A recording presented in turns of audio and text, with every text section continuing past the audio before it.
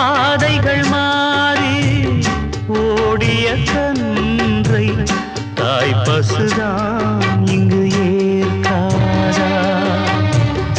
கூட்டில் இருந்து குஞ்சு விழுந்தால் தாய் குருவி அள்ளி சேர்க்காதா? நல்ல காலம் பிறக்க உன்னை நானும் அறிந்தேன், உந்தன் கண்கள் திறக்க இங்கு பாடல் படித்தேன்.